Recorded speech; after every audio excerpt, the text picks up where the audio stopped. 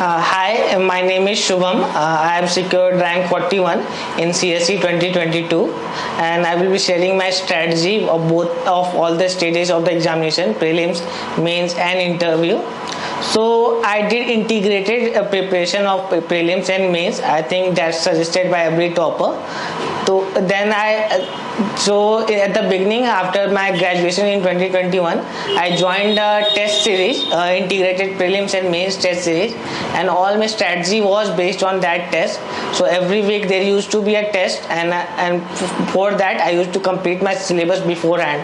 So for if example there is a GS1 test on Sunday, I will be completing all my GS1 portion before that. So in that way, all the syllabus of GS was completed by January end. With respect to optional, my optional was geography. I took a foundational coaching of geography. I took the classes, made my own notes, and similarly my optional syllabus was completed by January end. I also gave a lot of tests even before prelims. As I said, I was part of integrated prelims and mains test series.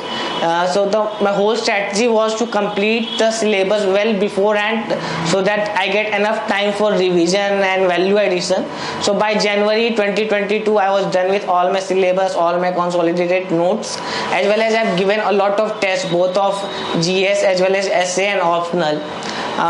Since our prelims was in June, so last 2 months before prelims, I gave almost all my focus on prelims. What I did was I revised my notes, gave a lot of tests, more than 100 tests for prelims, so that I become confident, because if we see last 2 years prelims paper, it is becoming very uncertain with different types of questions. For example, this year they have assertion region, or only two sentences, which was there in the last year also. So my whole strategy was to give a lot of tests, so that I become confident to deal with the unpredictable nature of the prelims examination. Next day I checked my answer key, and I was comfortably above the cutoff. I got around 118 in my GS. So from the next day onward, I started preparing for the mains. As I said, all my notes and syllabus were completed well beforehand, so my life was comparatively easier. After the prelims, I just consolidated my notes, revised my notes, and started giving tests from very next week after the prelims. What I did different in between prelims and mains was did a lot of value addition in terms of copying examples from the internet or newspapers, making my own sheets of data, facts, case studies, both for my optional as well as GS. For essay also, I did a lot of value addition in terms of quotes, anecdotes, type of dimensions that I should cover in an essay. So after all of these were done, I just gave a lot of tests for the mains. Similarly, like the prelims, my strategy of the test was to have more confidence with my writing style, that is to increase my speed as well as the quality of answers.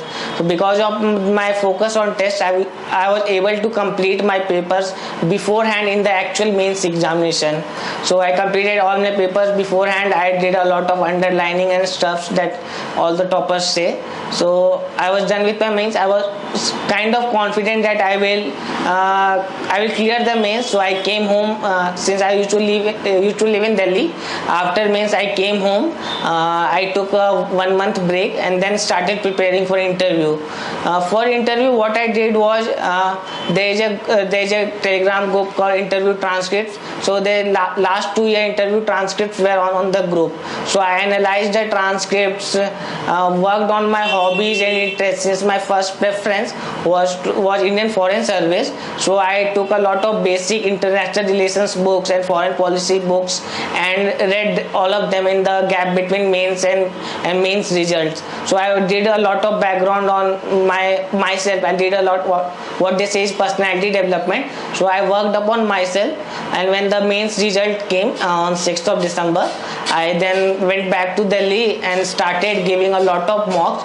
And before that, I just filled the draft which everyone do and prepared my draft, the few pointers that are mentioned in the draft, and just gave a lot of mock interview. This strategy was also based on what worked in the prelims and mains. Since I gave a lot of tests in prelims as well as mains, I thought let's give lot of mocks in the mock interview to gain confidence. I think in interview the whole thing is about confidence. The more confident you are with yourself, the more better you can present yourself in front of the board members.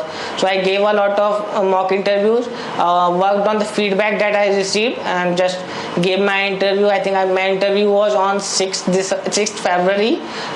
It was Satyavati ma'am board.